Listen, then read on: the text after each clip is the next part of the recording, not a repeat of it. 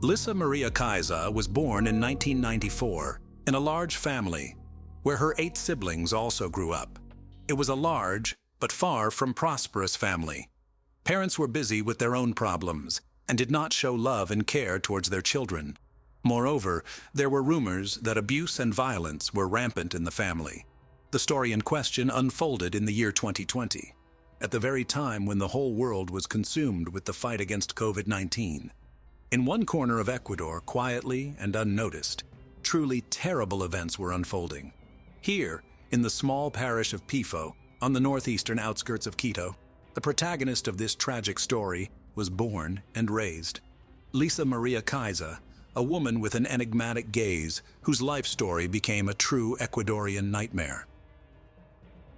On that unfortunate Tuesday, October 27, 2020, Lisa sent several messages to the father of her children, David. They were words full of despair, because their paths with David at that time had already almost parted. In these lines, she confessed her love for him and her unexpected new pregnancy. However, in subsequent messages, Lisa wrote that life was losing its meaning for her, and the decision to terminate the pregnancy was inevitable. Throughout the night, Lisa pleaded with David to come to her, but his refusal was resolute. His parents also urged him to stay home, and David took their advice. In the early morning hours of October 28th, neighbors in Lisa's home heard a faint cry for help. Looking out the window, they found a woman lying on the floor with signs of vomiting. The neighbors rushed to help her, immediately calling emergency services. The doctors and police arrived and found Lisa in a critical condition, but still alive. After administering first aid, she was immediately hospitalized. However, in the house, her children, a girl of 5 and a boy of 9, were found unconscious.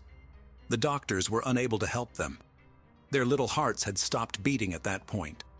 Authorities learned the identity of the children's father and contacted David Acosta, who, upon learning of the tragedy, immediately arrived on the scene accompanied by his father.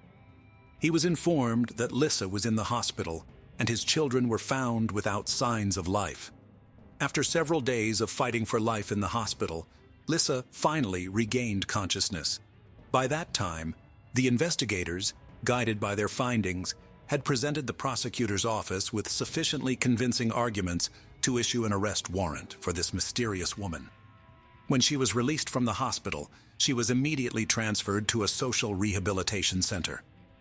The authorities insisted that Lisa undergo a psychological and psychiatric evaluation, as her state of mind required further investigation as part of the upcoming trial. Lisa ended up in a rehabilitation center, and doctors and psychologists took up their work. In a conversation with a criminal psychologist, Lisa opened up about her difficult childhood, where her parents fought and abused each other and their children. Her childhood had a noticeable impact on her state of mind, and moments of quarrels and her parents' divorce became an integral part of her memories. Such a childhood forced Lisa to go to work from the age of 11 to be able to study. The girl strived to escape from her dysfunctional family and build her future in a different way. The expert report also indicated that Lisa had been abused. She talked about how, after several years of marriage, David, her husband, changed dramatically. He began to humiliate his spouse and then to raise his hand against her.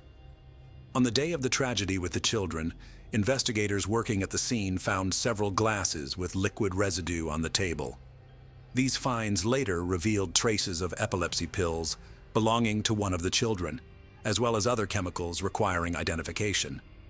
Police officers thoroughly searched the house, and after noticing a strange odor in the kitchen, noticed a suspicious area under the utility room.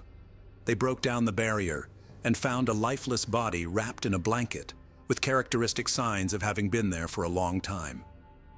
Later, further investigation revealed that the discovered body belonged to Jaime Yan Chag Guano, a 28-year-old who had been in contact with Lisa. Jaime had been reported missing by his family days before the gruesome discovery. According to Rosa Yan Chag Guano, Jaime's sister, he was last seen on October 18th. Rosa told investigators that after her brother disappeared, Lisa called several times inquiring about him. Lisa claimed to have received a text message from Jaime where he mentioned that illegal substance traffickers were holding him captive and demanding a ransom of $8,000. She strongly warned Jaime's family not to contact the police. This claim became a crucial point in a complex investigation, as detectives sought to solve the tragedy and uncover if there were any other hidden victims. During her interrogation, Lisa revealed that in 2020, while working at a cookie factory, she met Jaime Yan Chag Guano. According to her, they became friends. Lisa wanted to return to her husband, who allegedly planned to blackmail Jaime for money. David made it clear to Lisa that if she did not help him, he would divorce her. Later, David gave Lisa a white powder and told her to put it in Jaime's food. Once she did, Jaime fell asleep and never woke up. Realizing what had happened, Lisa, in desperation, tried to win back her husband, but failed. In her despair, she ingested the same poison and gave it to her children. However, the poison did not have the expected effect on her, and she sought help from her neighbors to save herself from the horror that had befallen her children. Following her testimony, investigators launched a thorough investigation, but no evidence of David's involvement was found. No one close to the couple could have foreseen that Lisa Maria and David Acosta's lives would take such a tragic turn. When they met, Lisa was only 16 years old and still in high school, a dreamy and romantic girl, while David was a strong and determined young man. Their friendship quickly developed into strong feelings, leading to Lisa's unexpected pregnancy. Although their families disapproved of their relationship, David's parents supported their son and welcomed Lisa into their home. In difficult times, David's family provided genuine support to the young couple, even inviting Lisa to live with them to ensure she completed high school. When Lisa turned 18, the couple got married. 2 years later, they were expecting their second child, a daughter. David's parents decided to provide the young couple with their own home, giving them an apartment where they found a corner of family happiness. However, over time, their relationship began to deteriorate. Both spouses were unfaithful, leading to mistrust and disappointment. Their once boundless love began to weaken. Lisa also complained of psychological abuse from David, prompting her to seek help from the police. Eventually, she was granted a protective order, forcing David to leave the family home. At this point, Lisa began to blackmail David, demanding money for the chance to see their children. In early September 2020, Lisa's life took an unexpected turn when her eldest son began suffering from seizures. In desperation, she took him to the emergency room at Baca Ortiz Hospital. After stabilizing his condition, doctors conducted tests and diagnosed a focal form of epilepsy, a severe condition affecting a specific part of the brain. Doctors advised Lisa to undergo further tests, including MRIs, and to consult specialists urgently. However, Lisa ignored these recommendations. A month later, her son suffered another seizure, and they returned to the emergency room. Reviewing his medical history, doctors discovered Lisa had not followed their earlier advice, failed to complete tests, and had not seen specialists, leaving her son without necessary treatment. They warned her that continued neglect could lead to legal consequences. Despite the warnings, Lisa disregarded the medical advice. A few weeks later, after her son's condition resurfaced, she called David, who was alarmed by her serious tone. She informed him that a social worker would visit to discuss. To brighten the waiting time, Lisa offered him a drink. However, as David drank the drink, he suddenly felt unwell. His condition was worsening, and the social worker had not shown up. So David decided to go home to get something to deal with his discomfort. The next morning, David woke up in a terrible state. He could barely speak because his tongue was numb. Every step caused discomfort, and his eyes hurt. His parents insisted on calling an ambulance. David was taken to the hospital where he spent several days. Tests revealed the presence of a psychoactive substance in his system, but given that he hadn't used anything of the sort, David began to speculate how this could have happened. Eventually, he speculated that perhaps someone had deliberately slipped him some substance in a public place. David was grateful for his life and realized that what had happened could have ended much worse. In early October 2020, Lisa made the decision to hire a nanny for her children. Her cousin Patricia recommended her friend Bertha, a responsible 48-year-old woman looking for work. On Monday, October 5th, Bertha arrived at the young mother's house. Lisa urged her to take a pill that she said helped prevent infection with the COVID-19 virus, an epidemic of which was at its height at the time. Claiming that it was a highly effective natural remedy, Lisa convinced Bertha to swallow the medicine and enter the house. They sat down to discuss the babysitter's childcare duties. A few minutes later, Bertha began to feel sick. She felt a headache. Her stomach began to upset, and eventually she vomited. A short while later, Patricia showed up. It turned out that she had called her cousin repeatedly, but Lisa didn't answer, which alerted Patricia. She decided to check what had happened and immediately went to her house. Upon entering, she found Bertha lying on the couch, who was practically fainting already. Lisa shared with her cousin what had happened and expressed concern. Learning that Lisa still had not called an ambulance, Patricia immediately did so herself. After a while, doctors arrived and sent Bertha to the hospital. The condition of the victim managed to stabilize. Doctors diagnosed poisoning with a toxic substance, which often happens when using various medications. Doctors decided that Bertha did not tolerate some component of the composition of the pills from COVID-19. A few months before this tragic incident, in June of the same year, Lisa's former buddy, Mark Escanto, had died of poisoning. At the time, the cause of his death had gone unnoticed. But now, given all these strange circumstances, Mark's case required additional attention. Investigators scrutinized the deceased's home and found Lisa's fingerprints on the glasses used the night before Mark's death. This fact added new evidence to the investigation, pointing to Lisa's possible involvement in the incident. But suddenly, a new accusation was made against Lisa. Her own family made a shocking report to the police. It turns out that on September 2nd, the family had a family gathering where Lisa offered to let everyone taste a drink of her own making. 7 brothers and sisters of the young woman, as well as their parents, drank the unknown drink and immediately felt sick. Fortunately, no one died, but the 56-year-old mother suffered a stroke. Lisa's father claimed that while the relatives were seeking medical attention, his daughter stole $1,300 from the house. Now the investigation included not only crimes against the children and a former boyfriend, but also an incident that jeopardized the lives and health of her own family members. As it turned out, that wasn't all. Investigators encountered another strange event. In May of that year, Jose Luis Erazo, a friend of Lisa's, was found dead in his home. A few days before, Jose had suddenly disappeared, and neighbors soon smelled a rotting odor, prompting them to contact the authorities. An examination of the body initially revealed nothing suspicious, and was ruled a heart attack. But one of Jose's sisters suspected something strange and hid a bottle of alcohol found in the refrigerator. In addition, Jose's family noticed that some items were missing from the house. It turned out that Lisa and Jose were friends, and when the guy died, the alleged killer contacted his relatives by phone. With a distraught voice, she stated that Jose owed her a large sum of money, and she had to contact the family to repay the debt. This cunning plan did not work, and a little later Lisa called Jose's family again, changing her voice to conceal her identity. Identifying herself as Jose's friend, she claimed that she was pregnant by him, and now had to apply for child support. Although Jose's family did not believe these stories, Lisa was not about to give up and made a third attempt to deceive them. She said she knew who was responsible for Jose's death and offered to meet to uncover the details.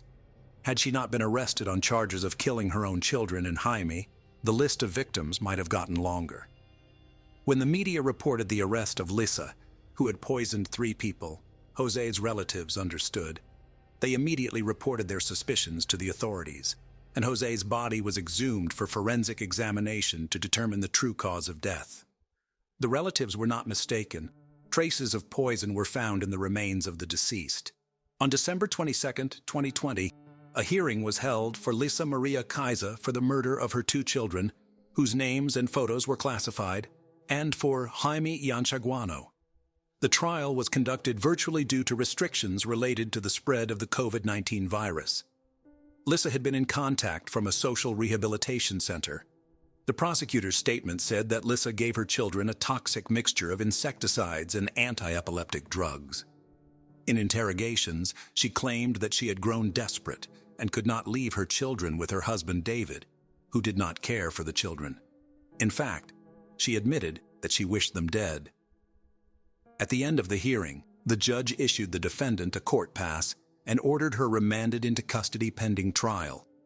The children's trial next took place in 2021 at the Pichincha Provincial Court. The prosecutor presented a set of evidence to prove Lisa's guilt. Among them were statements by David, who revealed the content of messages the wife had received on the eve of the tragedy. In one of the messages, she claimed that she would take with her what belonged to her, referring to the children. She said she didn't know where her children and herself would go, heaven or hell. But now she felt as if she was in hell. Lisa added that she doesn't expect her husband to forgive her, because she knows he hated her, and now he will hate her even more. David also spoke about his unstable relationship with his wife. At the hearing, the defendant's reconstructed testimony was presented, stating that she took 2 pills that day, called for help, and then passed out.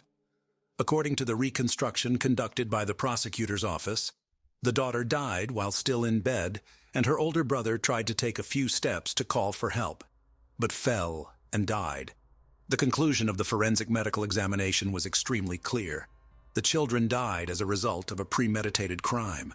The deaths were the result of suffocation caused by pulmonary edema and intoxication caused by a mixture of epilepsy medication and other unspecified substances, presumably insecticides and disinfectant. The prosecution also charged Lisa with the death of Jaime Yan Chag Guano, whose body was found bricked up in the kitchen. The perpetrator was also suspected of attempting to kill David and members of her own family. The hearing raised the issue of Lisa's irresponsible attitude to her son's health after being diagnosed with localized epilepsy. The mother ignored instructions for further tests and follow-up examinations, and when the boy was hospitalized again, his condition was exacerbated by her own mother's negligence. Warnings from medical professionals did not change her attitude toward her son's treatment, leading to a threatened termination of her parental rights. Lisa's mental health investigations revealed her to be highly emotional and environmentally dependent. She sought constant attention and understanding from others, and experienced severe anxiety when events did not unfold according to her plan. She also exhibited a tendency to self-harm. She attempted to say goodbye to her life at least 3 times, but was unsuccessful each time. Witnesses described her as insecure, attachment-seeking, exhibiting schizoid and erratic behavior. The findings of the psychological analysis also emphasized that on the day of the tragic events, Lisa acted with full awareness of her actions. After a long trial that lasted 10 months, Lisa Maria Kaisa was found guilty of the crime against her children. The Pichincha Provincial Court sentenced her to 34 years and 8 months imprisonment. In addition to this, she was ordered to pay David a compensation of more than $20,000. It was noted in the press that Lisa remained calm throughout the proceedings and only showed emotion when her children were mentioned. The Jaime Yan Chag Guano murder case, which began in August 2021, appeared to be unfinished. New details were revealed during the court hearings. Lisa admitted giving her friend a white substance mixed with alcohol, but claimed she got it from David. However, the investigation proved otherwise. According to a psychiatrist who interviewed Lisa, she did not want to take Jaime's life. She wanted to intimidate his family so she could then extort money. She did demand $8,000 as ransom. Experts called the plan disorganized, which ultimately led to the crime. In addition, forensic tests revealed that it wasn't that simple. Jaime was found to have poison in his system, and the cause of death was strangulation. The body was found with a shattered ribcage and wire around the neck. Lisa claimed that after her friend died, she decided to bury him under a back room and cement him in. The store owner's testimony confirmed that Lisa bought building materials during the days of Jaime's disappearance. After the parties' arguments, the prosecutor's office requested a new trial in April 2022. At that trial, an additional charge of extortion was filed. Lisa called Jaime's relatives claiming he was being held by a group of gangsters and demanded $8,000 for his release. The defense relied on the lack of conclusive evidence that Lisa was involved in Jaime's murder. Nevertheless, she was found guilty and received a 22-year prison sentence, as well as a sentence to pay $5,000 to the victim's mother. While Jaime's trial was underway, the investigation of Mark Escanto and Jose Luis Erazo, Lisa's alleged victims, was nearing completion. Mark Escanto was 48 years old, and tests conducted after his death revealed traces of the same substance that Lisa had given to her children. In addition, Mark was found to have severe inflammation of the stomach. The family's lawyer claimed that Lisa met Mark, offered him a beer, and then put the poison in the drink. A glass with Lisa and Mark's fingerprints, as well as a swab containing the woman's DNA, was provided to authorities. Alleged motives for the murder included jealousy and money. It is also known that Lisa had asked Mark to help her financially, and there is evidence that he loaned her at least $120. Mark was Lisa's first known victim. The final outcome of this case, as well as that of Jose Luis Erazo, remain unknown. They may not have been reported in the press, or the investigation may not yet have reached the stage of being formally charged and brought to trial. At the time of her brutal crimes, Lisa Maria was only 26 years old. Her high-profile criminal case has become one of the most horrific and disturbing in Ecuador's recent history. These crimes made her known throughout the country as Doña Venado. Lisa Maria Kaisa is recognized as a serial killer in Ecuador. Her victims have endured terrible suffering, and their relatives have suffered unbearable pain. The charges include 5 murders and 9 attempted murders. Under Ecuadorian law, the maximum sentence she could face is 40 years in prison. That means Lisa could be released when she turns 70 years old. It is still unclear what motivated Doña Venado to commit such horrific acts. Was her act the result of resentment for not getting what she expected in life? Many speculate that the motive was money, and in David's case, Lisa acted out of a lust for revenge, which led to the tragedy with her children. The most horrific part of this story is not only the number of victims left in the path of Doña Venado, but also the fate of 2 innocent children who could not have guessed that their mother, who gave them life, would take it away so absurdly and cruelly. The case of Matthew Winkler, Secrets of a Religious Family. Sometimes the most horrible and unpredictable crimes are committed in seemingly perfect families. Of course, even in the most prosperous unit of society can come crisis, which will be unnoticed by others, but literally poison the lives of all members of the family and eventually lead to tragedy. The Winklers, in the town of Selmer, were considered by many to be a model family. The young pastor, his wife, and their 3 daughters looked happy, had everything they needed for a comfortable life, were healthy and successful, but in a quiet pool, as they say. In this case, many questions remained unanswered because we heard only one version of what happened. And the story itself became the subject of the book, Sex and Murder, Secrets of a Pastor. March 22, 2006, the small town of Selmer, Tennessee, shook the terrible news. A 31-year-old pastor named Matthew Winkler was brutally murdered in his own home, and his wife Mary and their 3 daughters, 8-year-old Patricia, 6-year-old Maria Eliza, and 1-year-old Brianna, disappeared without a trace. That day, the preacher of the Church of Christ did not show up for the evening service where he was supposed to attend with his family. This circumstance seemed strange and suspicious, because Matthew was always very responsible and could not miss the planned event without informing anyone. None of the family members also answered the phone, which was even more disturbing. Alarmed community members decided to go to the Winklers' residence to find out what had happened and if they needed help. From the outside, the house looked normal. The windows and doors were intact, and nothing suspicious was visible. Inside, there were lights on in several rooms, and they could hear a television playing quite loudly in one of the rooms. It gave the impression that the owners of the house were busy doing their own thing. The front door was locked, but no one answered the knock. Phone calls also went unanswered, and through the curtained windows, it was impossible to see what was going on inside, or if anyone was there. However, even though the whole situation was quite strange, no one was in a hurry to call the police.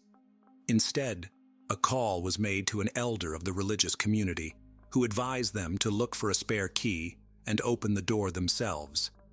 It took another hour and a half, and when members of the community were finally able to get inside the house, they found an eerie scene.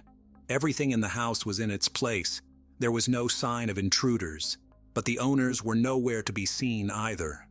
Everything seemed normal until the visitors looked into the marital bedroom.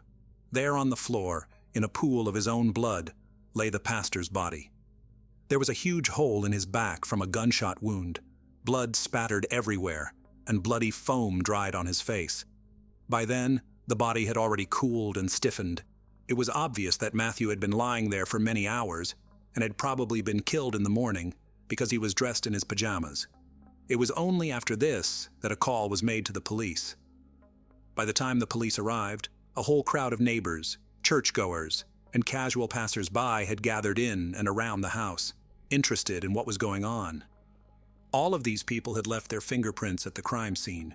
They left their fingerprints and shoe prints, erased or trampled possible evidence, greatly complicating the work of investigators.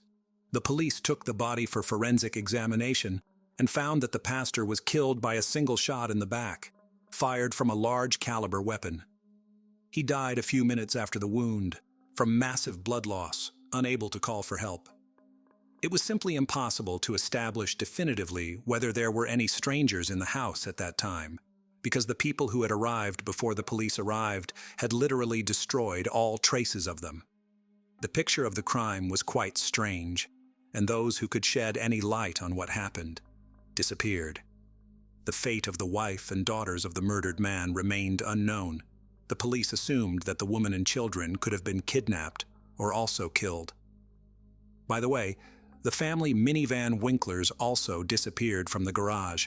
A massive search was launched and the state issued a yellow alert. This meant that children were missing, and all citizens were asked to be vigilant and assist in the search. But let's break this whole story down from the beginning. Matthew Brian Winkler was born in 1974, November 21st, in the picturesque country town of Henderson, Tennessee, and was the youngest of 3 sons of Dan and Diane Winkler. Our hero and his 2 older brothers, James and Daniel, grew up in a rather conservative Christian family. Their parents were very religious and brought up their sons in strictness and obedience. It is worth noting that Matthew became a minister of the church in the 5th generation. His father, great-uncle Michael, grandfather Wendell, great-grandfather Merlin Winkler, and great-great-grandfather Merlin Paul Winkler Sr. were all preachers of the gospel at one time. The father, to top it all off, ran the local preacher's school and was a man respected and influential in his hometown. In their younger years, the Winkler brothers attended Sunday school and were active in church activities. In addition, Matthew in high school was seriously interested in soccer, and everyone who saw his game on the field noted that he had talent, and he could well become an outstanding athlete of world renown. However, later the young man decided to sacrifice a promising sports career in favor of Bible study and church ministry. Since the preaching activity of the head of the family was associated with frequent travel, his wife and children almost always followed him. Because of this, Matthew changed several schools in his childhood, but the active, communicative, and friendly child quickly made friends and gained authority everywhere. When the boy finished school, his family lived in a small city called Austin, located in the state of Texas. Matthew was a creative person, had a powerful charisma, but here are some outstanding achievements in studies could not boast. After graduating from high school, he entered the college Fried Hardeman and successfully completed it. In parallel, the young man began to try his hand as a pastor, under the careful guidance of his father. Matthew was the youth minister of the Central Church of Christ in the city of McMinnville. He was later appointed to the preaching position at the 4th Street Church of Christ in Selmer, Tennessee. Mary Carol Winkler, maiden name Freeman, was born in December 1973 in Geist Township, Tennessee, and was the oldest of 2 daughters to her parents. She was also raised in a deeply religious family, with strict rules. The head of the family for many years served as a pastor in the Christian church, where the girl attended Sunday school. A few years later, a second daughter was born to the family and named Patricia. Unfortunately, the girl was born prematurely and had a number of serious health problems, including cerebral palsy, encephalitis, epilepsy, and mental retardation. For many years, The parents did not want to put up with the disappointing diagnoses of the child and desperately tried to treat her, agreeing even to experimental therapy. However, it did not bring any particular improvement. Mary tenderly loved her little sister, always treated her with awe and cared for her as best she could. But in 1987, when 10-year-old Patricia was bathing in the bathtub, her older sister was only a minute away to take something from the bathing accessories, and at that very moment, the girl had another epileptic seizure. When Mary returned to the room, her sister was no longer breathing, and all attempts to resuscitate her had come to nothing. For a 13-year-old girl, it was a huge shock and the first loss in her life. She blamed herself for the tragedy and was on the verge of a nervous breakdown. Teachers who saw the deplorable state of Mary sent her to the school psychologist, working with whom she helped. But her father, learning about what was happening, made a scandal and forbade his daughter to go to these sessions, saying that such problems are discussed only within the family. In fact, the girl never received real moral support from her parents. Mary grew up modest and quite shy. She tried to avoid any conflicts, and after the tragic death of her little sister, she became withdrawn. Since her father did not allow her to seek help from a specialist, the trauma over the years has resulted in serious psychological problems. After the death of Patricia, the parents decided to adopt a little girl named Charlotte, who was from a dysfunctional large family. Soon the couple was also allowed to take custody of Charlotte's 2 brothers and sister, so the family was reunited in their new home. Mary was once again the older sister and took care of the younger children while helping her mother. Matthew and Mary Winkler, family life. The future spouses met soon after Matthew graduated from high school. The guy was prominent, handsome, athletic, and enjoyed great popularity with the opposite sex. But to spin novels right and left, he did not allow a strict religious upbringing. The young people immediately developed a liking for each other, which quickly grew into love. For both of them, it was the first strong feeling in their lives, and after a couple of months they met each other's parents, and having received their blessing, began to plan a wedding. In April 1994, the lovers got married.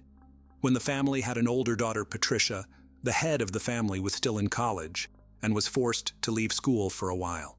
He took a job at a construction site, but long there did not last, because he was not used to hard physical labor. During this period, for the first time, made himself aware of the difficult character of Matthew. He was often angry with others, irritated at small things, and sometimes he could not control his anger. But Mary tried not to complain and not to tell anyone about what was happening in her family. A meek young woman, brought up in the spirit of patriarchy, obeyed her husband in everything. At first, the Winklers lived near the house of Mary's parents, so she was able to see them regularly. But soon Mrs. Freeman was diagnosed with cancer, which rapidly progressed, and in just a few months she literally burned from the disease. It was another shock for Mary, and the care of her underage siblings now fell on her shoulders. The situation was further complicated by the fact that Mary was pregnant again at that time. But soon after the birth of their second daughter, the family moved to another city, where they bought their own small house. After the move, Mary was completely absorbed in the care of the baby, and almost stopped communicating with her father, as well as with younger brothers and sisters, who were too demanding and constantly needed attention. In addition, the young mother began to suffer from severe postpartum depression. Everyone who was closely acquainted with the family Winkler noted some oddities in the character and behavior of Mary. The young woman was characterized as an introvert and even sociophobic. She did not communicate with anyone. It was difficult for her to make new acquaintances, much less friendships. She suffered from mood swings, was prone to melancholy, and any little thing could bring her to tears. While Matthew was building his career as a pastor, his wife became increasingly withdrawn. The situation became even more complicated when Mary once again became pregnant, and a few months later, she learned that the fetus had died in her womb. Such news strongly shook Mary, who was looking forward to the appearance of this child, and very much dreamed of a large, friendly family. Again, to see the long-awaited 2 stripes on the pregnancy test, she could only 2 years later, and her happiness was unbounded. This time, Mary hid her pregnancy for a long time, as if afraid of something. She did so until her situation became obvious. Once again, everyone began to talk about Mary's strange behavior and pathological reticence. The strange behavior of Mrs. Winkler was associated not only with a severe psychological trauma she suffered in childhood, but also with a very unhealthy environment within her own family, which only undermined her already unstable nervous system. The head of the family was a man of authority and demanded unconditional obedience.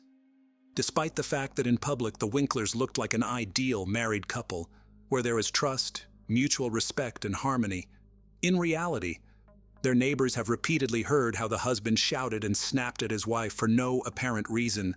No one could even imagine that a respected pastor could raise a hand on his wife until one day Mary had a huge black eye. Despite the fact that she denied the fact of domestic violence and said that it was an accident, the city quickly spread rumors about the cruelty of a young preacher who beats the mother of his children. In addition, Matthew at some point developed an irresistible urge to experiment in bed. He offered his wife to diversify their intimate life with role-playing games, adult toys, and so on. But for Mary, brought up in strictness, with conservative views, such was unacceptable. She strongly restricted her husband in this, which infuriated him, and he repeatedly tried to get what he wanted by force. One day, after another abuse in bed, Mary called her only close friend in tears and complained to her about the situation. The friend, who promised to keep her secret, immediately blabbed about everything, which provoked a new wave of rumors and gossip about the unacceptable behavior of the clergyman. At that time, Matthew was up for promotion and aspired to be a local church leader, but he was rejected because of rapidly spreading unpleasant rumors about him. Moreover, he was also removed from his position in the Sunday school, where he had brought God's word to the children and was in good standing. This was requested by the parents, who had also heard about the pastor's peculiar predilections. All this forced the family to leave their residence and move to another city where they planned to start over. They settled in Selmer, where they quickly gained the love and respect of those around them. Matthew took a job as a church pastor again, and his wife found a part-time job to make a small contribution to the family income. And although the family was still not smooth, their neighbors, as well as the congregation of the church where Matthew preached, considered Mary and Matthew an ideal couple, and their family a model. Next door to the Winkler family lived a young married couple, with whom the couple quickly became friends. They often visited each other, celebrated holidays together, shared news and secrets. A few months before the tragedy, during a joint dinner at the pastor's house, Mary bragged to the neighbors that her husband had bought her a gun for self-defense, and had already taken her to the shooting range several times to learn how to handle it confidently. Mary turned out to be quite a capable student, quickly mastered all the subtleties, and accurately shot at targets. Moreover, it turned out that the Winklers already had firearms in the house, which had been purchased by the pastor earlier, also for self-defense. The guests wondered why the pastor and his wife needed all this, because they live in a quiet town where they have no enemies, and everyone around them loves and respects their family. After another move of the couple, their financial situation left much to be desired. Mary was in search of various part-time jobs, and she also decided to get a medical degree to then get a job in a clinic and help sick children. Soon, Mary decided to improve the financial condition of their family through financial fraud. She herself later claimed that she did not realize that she was doing something illegal and was going to pay back all the money as soon as she got back on her feet. What Mary was doing is commonly referred to as artificially inflating account balances. Mrs. Winkler also received checks from unspecified sources and then deposited them into a bank account she and her husband owned. She then changed the address of the account so that all communications would be routed there. The total amount of checks she received was almost $17,000, which aroused certain suspicions of the bank employees, who decided to invite the couple to the office branch to clarify the circumstances and resolve the situation. But the pastor and his wife never showed up at the bank, and this aroused even more suspicion. It was assumed that Matthew was not aware of what his wife was doing at all. However, after Matthew's death, his wife tried to prove in court that the whole story of fraud was his idea, and that it was he who forced her to make dubious transactions, while he himself remained in the shadows, without arousing suspicion, Where has Mary disappeared to? When Mr. Winkler was found murdered in his own home, his wife and daughters were put on the wanted list, fearing that they too might be in mortal danger. Initially, the meek, shy, and homely Mary was initially viewed solely as a possible victim of the crime. However, after talking to neighbors and receiving information from the bank about financial fraud, she became the main suspect in the murder of her own husband.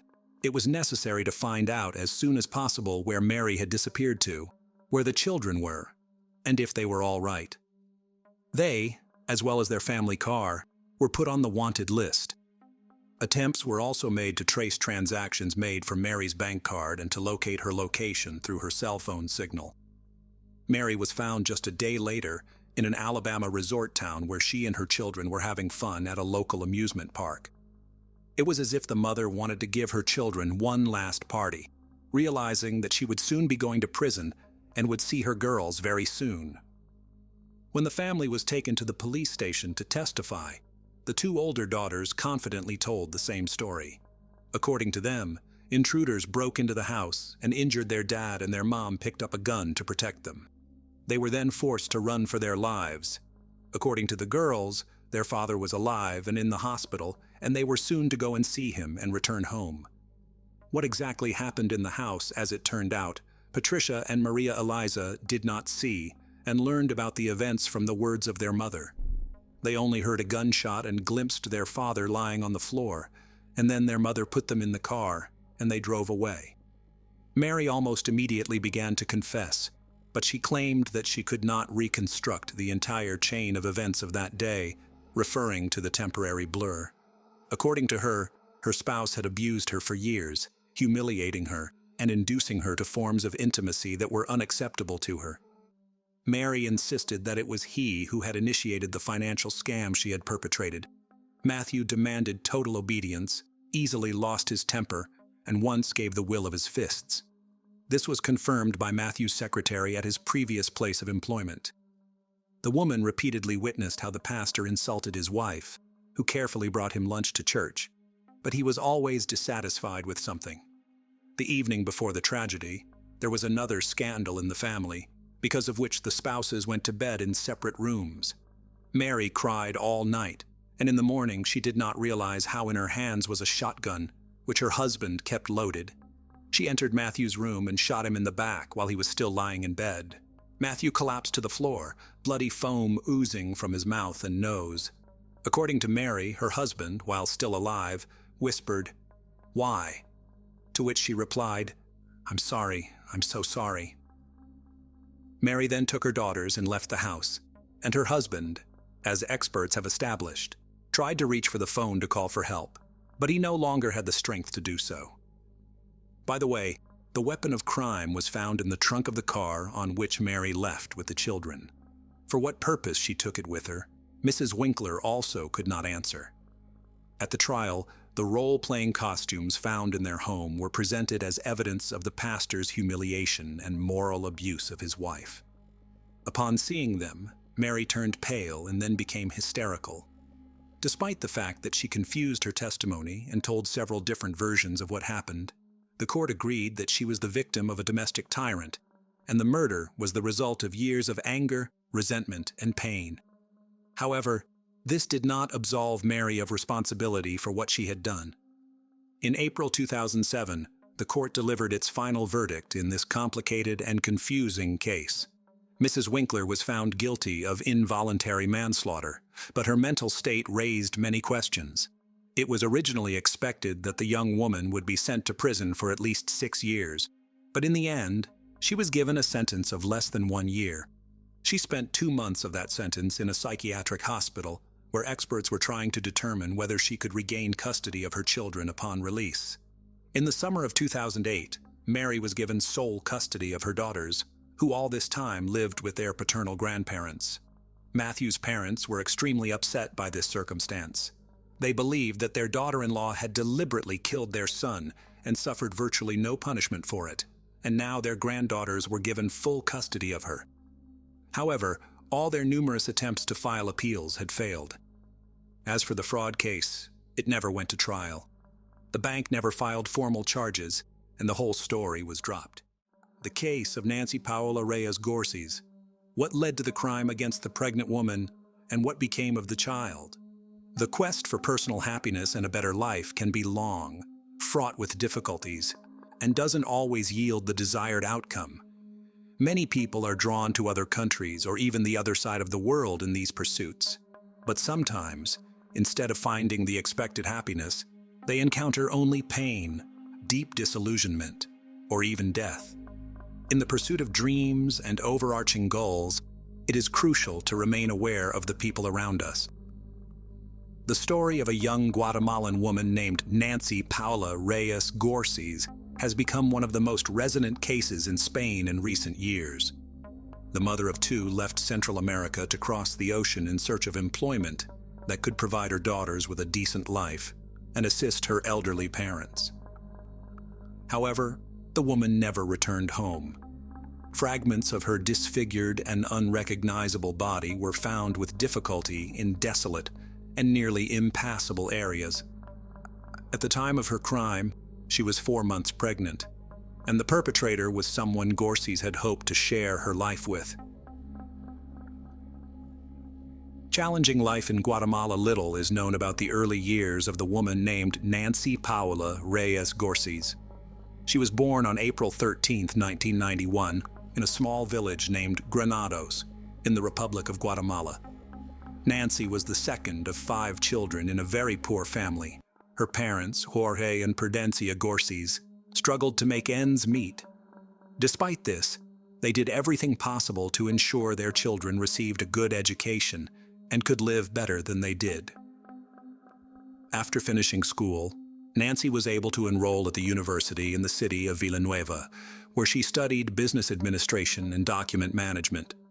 She was a diligent student and graduated with honors. However, despite her academic achievements, significant career prospects did not follow.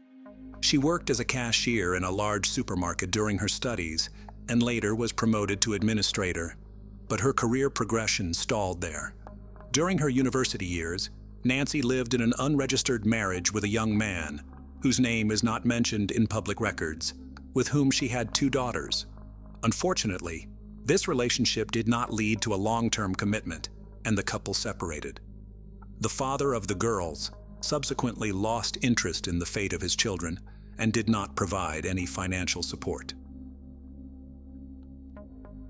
Decision to relocate. Nancy continued to live in her parents' house, now with her own daughters, working at the supermarket and seeing no future prospects.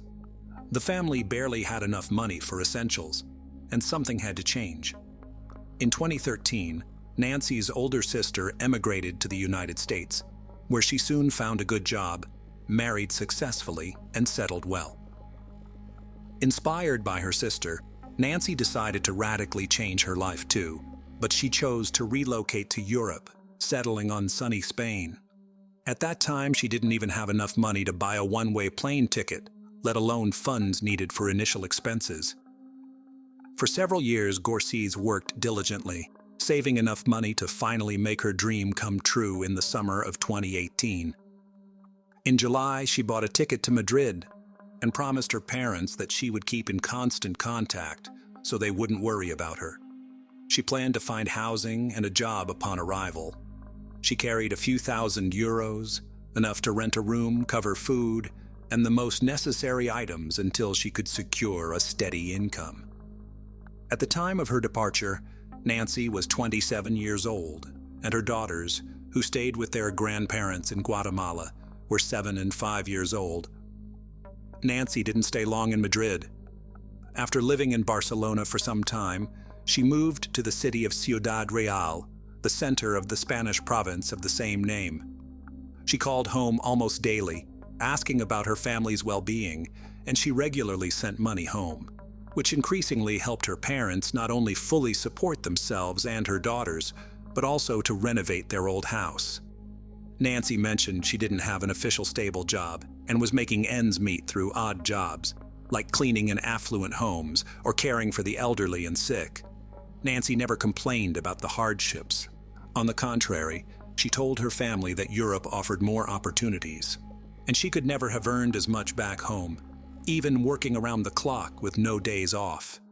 It seemed she was completely satisfied with how her life was unfolding, and even spoke of eventually bringing her daughters to Spain once she saved enough to rent a spacious and comfortable home for the whole family. A fateful romance. For a while, Nancy didn't share much about her personal life, claiming she simply had no time due to work.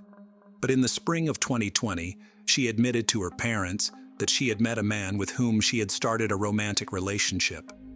His name was Carlos Andres Bustamante, and they had met by chance while Garcés was looking for new rental housing. As they resolved this issue, the couple grew closer and eventually started living together. Carlos was a year older than his beloved and, at the start of their relationship, did not have a steady income, surviving on random small jobs. In fact, Nancy was the main breadwinner in their relationship. She paid for housing and bills and often gave Carlos money for his personal needs and expenses. However, she never complained to her family about this, so her parents were confident that everything was fine, and their daughter had met a good man with whom she lived in love, harmony, and abundance. By that time, Nancy's two younger brothers had also moved to Spain, with whom she kept in touch. She was particularly close to Dennis, the youngest brother, who had even met Carlos personally and found him likable.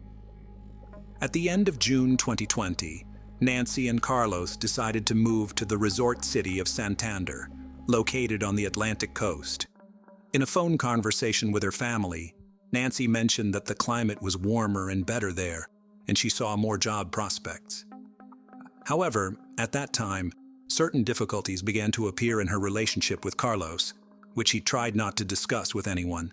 Bustamante turned out to be jealous, temperamental, and quite cruel.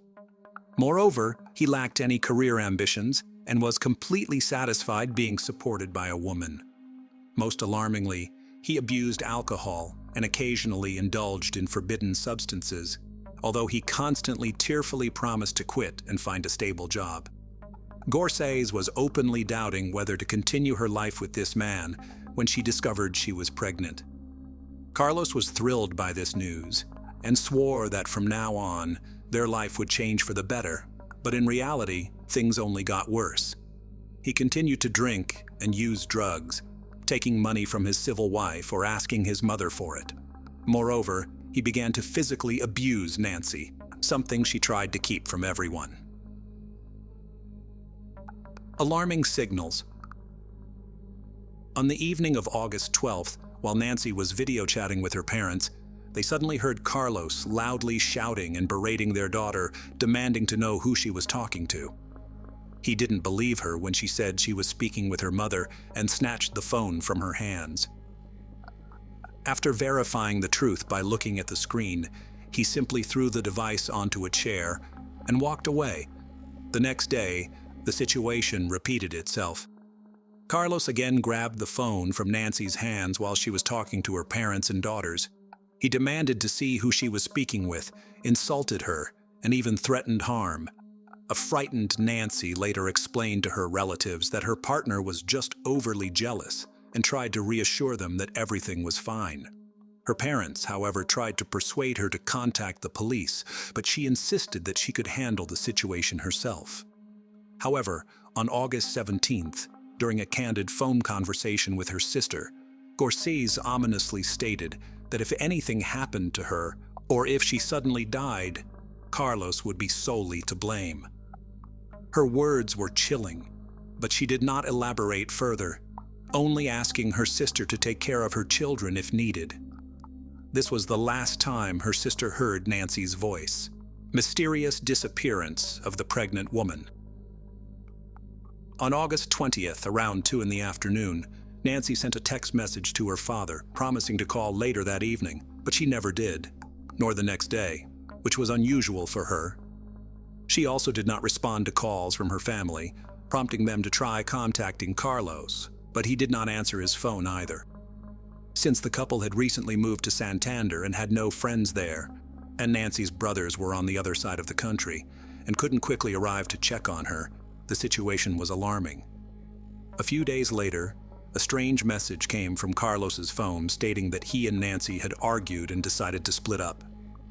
Allegedly, she had packed her things and left in search of a separate apartment, was ignoring his calls, and he had no idea where she might be. Her brothers then suggested that Carlos should immediately come to Ciudad Real so they could go to the police together and file a missing person report. Carlos readily agreed, but as expected, he never showed up, did not file the report, and on top of everything else, he too stopped communicating with the Gorsay's family. Mother knew everything. The relatives of the missing woman themselves contacted the police to report her disappearance. Meanwhile, through Nancy's friends, her brothers found the address of Sandra Bustamante, Carlos's mother. When they visited her, introduced themselves, and explained the situation, she unexpectedly broke down in tears, confessing that she had suspected her son could do something terrible to his partner, but she did not elaborate on the details. Sandra also had no idea where her son and future daughter-in-law were. Carlos wasn't answering her calls, but only sent brief messages asking her not to ask questions and to give him some time. She liked Nancy, but knew her son too well and understood what he was capable of. The next day, Sandra was called in for questioning at the police station. Law enforcement wanted to discuss the disappearance of her would-be daughter-in-law and to find out the possible whereabouts of Carlos. She shared with the officers what she had already told the girls' brothers the day before and showed them a lengthy text message that Nancy had sent her a couple of days before she vanished. In the message, Nancy pleaded with Sandra never to give her son money, regardless of the tearful stories he might concoct. According to Gorseys, he would spend it all on alcohol and banned substances, under the influence of which he became very aggressive and cruel. He had no desire to find a job or battle his addictions, and his behavior became increasingly threatening, prompting the pregnant woman to consider leaving him. She ended her message by saying it was better to end things now, before anyone got hurt. Another disturbing detail also came to light. It turned out that Carlos had several prior convictions for causing bodily harm, and one of his first victims had been his own mother, whom he had brutally beaten when he was just a 17-year-old teenager. At that time, he had gotten off with probation, but later, after leaving his family home, he had served short terms for assaulting women with whom he lived and tried to form relationships. The oldest profession. The investigation was just beginning, but in the first few days, many curious details emerged that indicated this union was doomed from the start.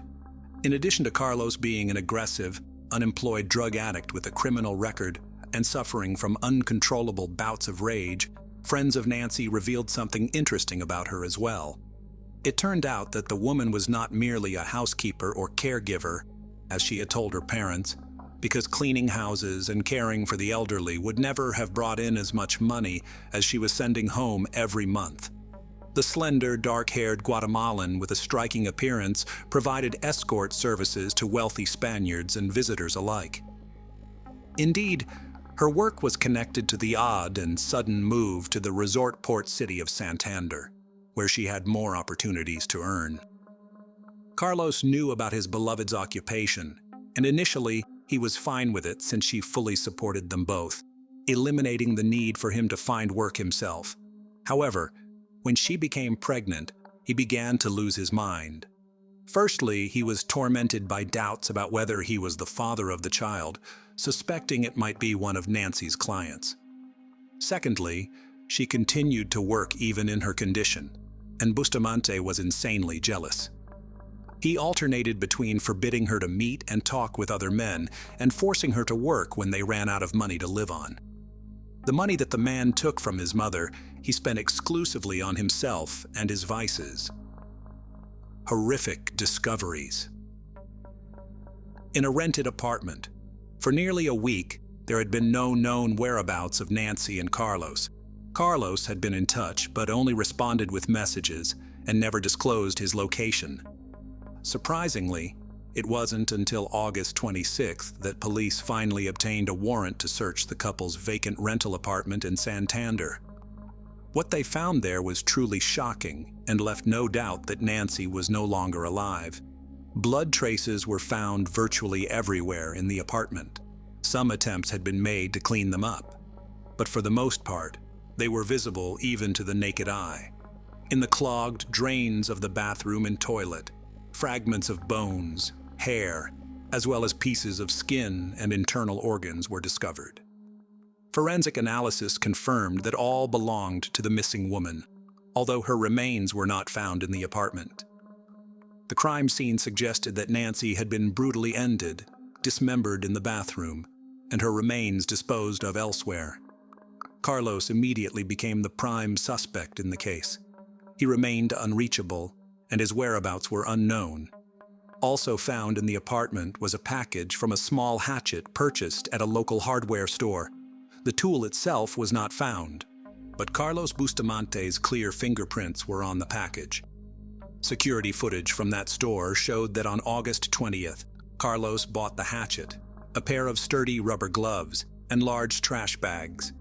At a market near their home, he purchased a small cart from an elderly vendor, who immediately recognized the suspect from a photo shown to him. Arrest and search for the body. The day after the grim discoveries in the apartment, an unsuspecting Carlos unexpectedly turned himself in at a police station in Madrid. Trying to deflect suspicion from himself, he went to report Nancy missing, but was immediately arrested as the main suspect in the gruesome crime. Carlos claimed he had nothing to do with what happened, stating they had argued and parted ways on August 20th. He said he left town in a fit of emotion and was unaware of any subsequent events involving Nancy. He suggested that someone might have attacked her when she returned to the apartment to gather her belongings. Carlos's version sounded far-fetched, especially after police found his fingerprints on the hatchet's packaging. In the following days, nearby wastelands, sewer systems, and the coastline were thoroughly searched with the help of divers, but no trace of Nancy was found. The police then decided to track all of Carlos's movements from August 20th to the 26th, using his mobile phone signals. It turned out he had spent 3 days traveling along the coast, and had also visited the cities of Bilbao and Burgos before heading to Madrid. It was clear that Carlos was trying to cover his tracks, but it seemed unlikely that he would travel around the country with a dismembered body, leading authorities to continue their search in Santander. Street surveillance footage showed that on the evening of August 20th, he walked toward a large natural forest park. He returned to the apartment late at night, and then went out again, this time with a cart filled with oddly shaped bags. There were few cameras in the park itself, so once Carlos entered the wooded area, he disappeared and later reappeared with the same cart, which was now much lighter. He then headed toward the railway tracks, beyond which was a steep cliff overgrown with bushes. From there, he returned much lighter, giving law enforcement a clear indication of where to look for the body. Where is the child? It wasn't until September 16th that bags containing highly decomposed human remains were found in thick underbrush on the hillside. These remains were identified as those of the missing Nancy Gorseys, divided into 20 parts with a hatchet. According to security camera footage, everything Carlos transported in the cart was recovered, but something was still missing. Nancy, as we recall, was 4 months pregnant, yet her fetus was not found in any of the bags. The condition of the victim's genitals and lower abdomen showed merciless mutilation with a knife and hatchet, indicating that the perpetrator likely extracted the fetus and disposed of it separately from the mother's body. Carlos consistently denied his involvement, gave conflicting statements, and continued to try to shift the blame onto an unknown assailant. However, traces of the victim's blood were found on his clothing and shoes, which he attempted but failed to completely wash off. Despite Bustamante's refusal to admit guilt, investigators were able to piece together the chain of tragic events and the full scenario of the crime. Forensic experts believe that on the afternoon of August 20th, following an argument, the man brutally beat and strangled his pregnant partner in the kitchen, where traces of blood were found on the floor and walls. Carlos then moved Nancy's body to the bathroom and went shopping at a hardware store and the market. In the bathroom, he divided Nancy's body into 20 parts using a hatchet and a large kitchen knife, placed the pieces into bags, and loaded everything into a cart. He then went to the park, looking for secluded places to dispose of the body.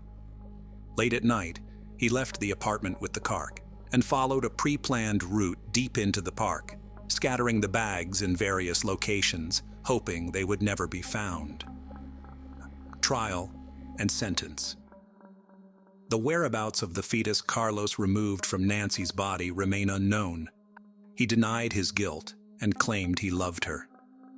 From the time of the gruesome crime until his arrest in Madrid, Bustamante lived off the money he stole from Gorsi's, which he spent daily in bars across various cities.